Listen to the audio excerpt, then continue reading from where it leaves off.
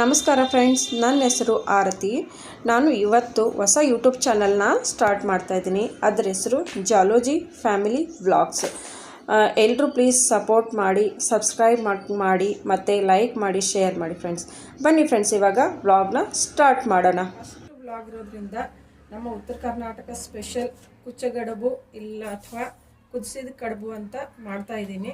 ಯಾಕಂದರೆ first vlog ಅಲ್ವಾ, ಅದಕ್ಕೆ ಸ್ವೀಟ್ ಮಾಡೋಣ ಅಂತ ಮಾಡ್ತಾ ಇದ್ದೀನಿ. ಅದಕ್ಕೆ ಬೇಕಾಗಿರೋದು ಹೂರಣ.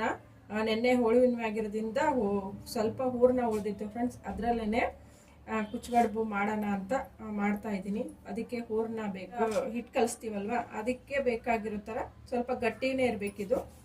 ಈ ಥರ ಸ್ವಲ್ಪ ಉಂಡೆ ಉಂಡೆಯಾಗಿ ಮಾಡಿಟ್ಕೋಬೇಕು. ಮತ್ತು ಸ್ವಲ್ಪ ಗೋಧಿ ಇಟ್ಬೇಕು, ಮತ್ತು ಸ್ವಲ್ಪ ಎಣ್ಣೆ ಬೇಕು ಫ್ರೆಂಡ್ಸ್. ಬನ್ನಿ ಇವಾಗ ಹೇಗೆ ಮಾಡೋದು ಅಂತ ನೋಡೋಣ ಫ್ರೆಂಡ್ಸ್. ಅದಕ್ಕೆ ಫಸ್ಟು ಒಂದು ಪಾತ್ರೆ ಬೇಕು. ಈ ಥರ ಪಾತ್ರೆಗೆ ನಾನು ಟ್ರೆಡಿಷ್ನಲ್ ಸ್ಟೈಲಲ್ಲಿ ನಮ್ಮ ಉತ್ತರ ಕರ್ನಾಟಕದಲ್ಲಿ ಈ ಥರ ಮಾಡ್ತಾರೆ. ಒಂದು ಬಟ್ಟೆ ಬೇಕು, ವೈಟ್ ಬಟ್ಟೆ.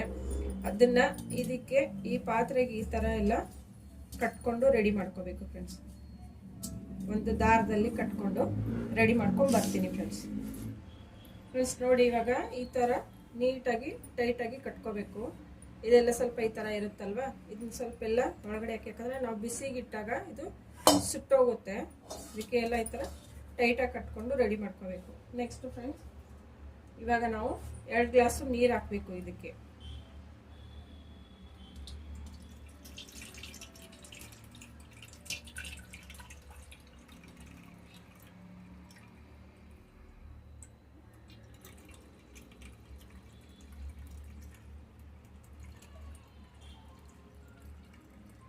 ನಾವು ಬೇಯಿಸೋದ್ರಿಂದ ನಾವು ಇದಕ್ಕೆ ನೀರು ಹಾಕಿ ಇಟ್ಕೋಬೇಕು ಫ್ರೆಂಡ್ಸ್. ಇವಾಗ ನೆಕ್ಸ್ಟ್ ನಾವು ಗ್ಯಾಸ್ ಸ್ಟವ್ನ ಆನ್ ಮಾಡ್ಕೊಳ್ಳೋಣ. ಆನ್ ಮಾಡಿಕೊಂಡು ಈ ಪಾತ್ರೆನ ಇದು ಗ್ಯಾಸ್ ಮೇಲೆ ಇಟ್ಬಿಟ್ಟು ನೀರು ಬಿಸಿ ಆಗೋಕ್ಕೆ ಬಿಡೋಣ ಫ್ರೆಂಡ್ಸ್. ಅಷ್ಟೊತ್ತಿಗೆ ನಾವು ಕಡುಬುಗಳನ್ನ ರೆಡಿ ಮಾಡ್ಕೋಬೇಕು. ಇದು ನೀರು ಬಿಸಿ ಆಗ್ತಾ ಇರುತ್ತೆ, ನಾವು ಅಷ್ಟೊತ್ತಿಗೆ ಕಡುಬುಗಳನ್ನ ರೆಡಿ ಮಾಡ್ಕೊಳ್ಳೋಣ ಫ್ರೆಂಡ್ಸ್. ಬನ್ನಿ ಇವಾಗ ಕಡುಬು ಹೆಂಗೆ ಮಾಡೋದು ಅಂತ ನೋಡೋಣ. ಫಸ್ಟು ಎಣ್ಣೆ ತಗೊಂಡು ಈ ಥರ ಫ್ರೆಂಡ್ಸ್, ಇದು ನಮ್ಮ ಉತ್ತರ ಕರ್ನಾಟಕ ಕಡೆ ಹೋಳಿಗೆ ಮಾಡೋದಕ್ಕೆ ಮತ್ತು ಹೋಳಿಗೆ ಮಾಡೋದಕ್ಕೇ ತಗಡನ್ನೇ ಯೂಸ್ ಮಾಡ್ತೀವಿ ನಾವು. ಇದು ಹೋಳಿಗೆಗೋಸ್ಕರನೇ ಸ್ಪೆಷಲಾಗಿ ಮಾಡಿರ್ತಾರೆ ಫ್ರೆಂಡ್ಸ್. ಇದು ನಮ್ಮ ಉತ್ತರ ಕರ್ನಾಟಕ ಕಡೆ ಸಿಗುತ್ತೆ. ಫಸ್ಟು ಸ್ವಲ್ಪ ಎಣ್ಣೆ ಹಾಕೋತೀನಿ. ಆಮೇಲೆ ಇದು ಚಪಾತಿ ಹಿಟ್ಟು ಒಂದು ಉಂಡೆ ಥರ ಮಾಡ್ಕೊಂಡಿದ್ವಲ್ವ, ಅದನ್ನು ತಗೊಂಡು ಎಣ್ಣೆನಲ್ಲೇ ನಾವು ಪೂರಿಗೆ ಮಾಡ್ತೀವಲ್ಲ ಫ್ರೆಂಡ್ಸ್, ಆ ಥರ ನಾವು ಪೂರಿಗೆ ಲಟ್ಟಿಸ್ಬೇಕು. ಅಂದರೆ ತುಂಬ ತೆಳುವಾಗಿ ಮಾಡಬಾರ್ದು, ಈ ಥರ ದಪ್ಪನೇ ಇಷ್ಟೇ ಮಾಡ್ಕೊಂಡ್ಬಿಡ್ಬೇಕು ಫ್ರೆಂಡ್ಸ್. ಚಿಕ್ಕದಾಗಿ ಮಾಡ್ಕೋಬೇಕು, ಚೆನ್ನಾಗಿರುತ್ತೆ. ಇವಾಗ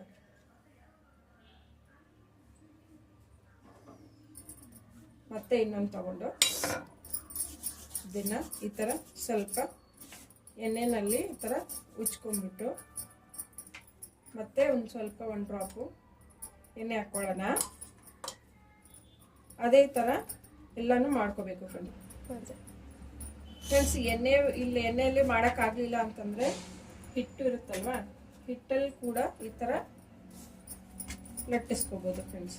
ನೋಡಿ, ಜಾಸ್ತಿ ತೆಳುವಾಗಿ ಲಟ್ಟಿಸ್ಕೋಬೇಡಿ, ಸ್ವಲ್ಪ ದಪ್ಪನೇ ಇರಲಿ. ಈ ಥರ ಇಷ್ಟೇ ಚಿಕ್ಕದಾಗಿ ಮಾಡ್ಕೊಳ್ಳೋಣ ಫ್ರೆಂಡ್ಸ್. ನೋಡಿ, ನಾವು ಈ ಥರ ಪೂರಿ ಥರ ಎಲ್ಲ ಮಾಡ್ಕೊಂಡು ಇಟ್ಕೊಂಡಿದ್ದೀವಿ. ಇವಾಗ ಇದರಲ್ಲಿ ಈ ಹೂರ್ಣನ ತುಂಬಬೇಕು ಫ್ರೆಂಡ್ಸ್. ಈ ಥರ ಪೂರಿ ಥರ ಇರುತ್ತಲ್ವ, ಇದನ್ನ ತಗೊಂಡು ಸ್ವಲ್ಪಾಗಿ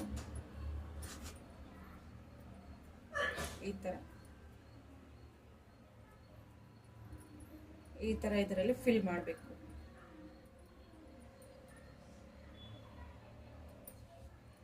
ಫಿಲ್ ಮಾಡಿ ಇವಾಗ ಇದನ್ನು ಕ್ಲೋಸ್ ಮಾಡ್ಕೋಬೇಕು ಫ್ರೆಂಡ್ಸ್. ನೀಟಾಗಿ ಟೈಟಾಗಿ ಕ್ಲೋಸ್ ಮಾಡ್ಕೋಬೇಕು.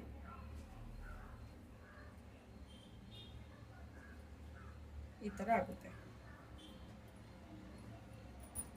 ಇನ್ನೊಂದು ಮಾಡ್ತೀನಿ ನೋಡಿ. ಸ್ವಲ್ಪನೇ ತಗೊಂಡು ಈ ಥರ ಇದರಲ್ಲಿ ಫಿಲ್ ಮಾಡ್ತಾ ಇರಬೇಕು.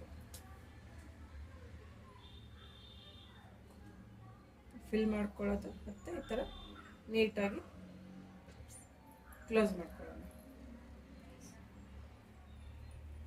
ಈ ಥರ ಪ್ರೆಸ್ ಮಾಡ್ಕೋಬೇಕು ಫ್ರೆಂಡ್ಸ್. ಎಡ್ಜಸ್ನೆಲ್ಲನೂ ನೀಟಾಗಿ ಪ್ರೆಸ್ ಮಾಡಿಕೊಂಡು ಕ್ಲೋಸ್ ಮಾಡ್ಕೊಂಡಾದ್ಮೇಲೆ ಪ್ರೆಸ್ ಮಾಡ್ಕೋಬೇಕು.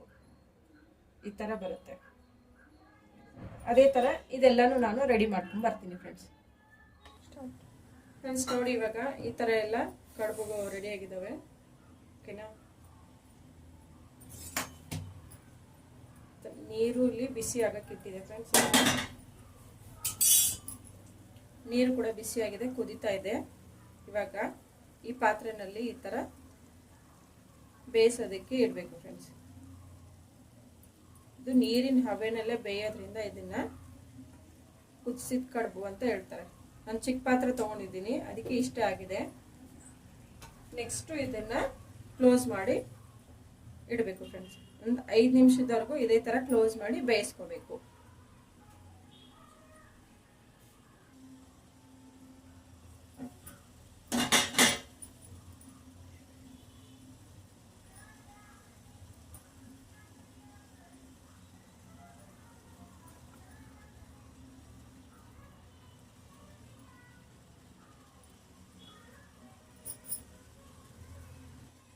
ಫ್ರೆಂಡ್ಸ್ ಇವಾಗ ಆಗಿದೆ ನೋಡೋಣ. ಫ್ರೆಂಡ್ಸ್ ಇವಾಗ ಆಗಿದೆ ನೋಡಿ.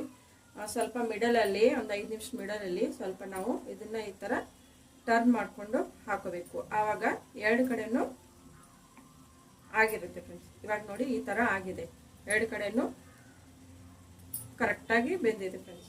ಇವಾಗ ಇದನ್ನು ನಾವು ಪ್ಲೇಟಲ್ಲಿ ಎತ್ತಿಟ್ಕೊಳ್ಳೋಣ. ಈ ಥರ ತುಂಬ ಚೆನ್ನಾಗಿರುತ್ತೆ ಫ್ರೆಂಡ್ಸ್. ಇದು ಮತ್ತೆ ಬೇಗನೂ ಆಗುತ್ತೆ ಮತ್ತೆ ಹೆಲ್ದಿನೂ ಇರುತ್ತೆ ಫ್ರೆಂಡ್ಸ್. ಇದು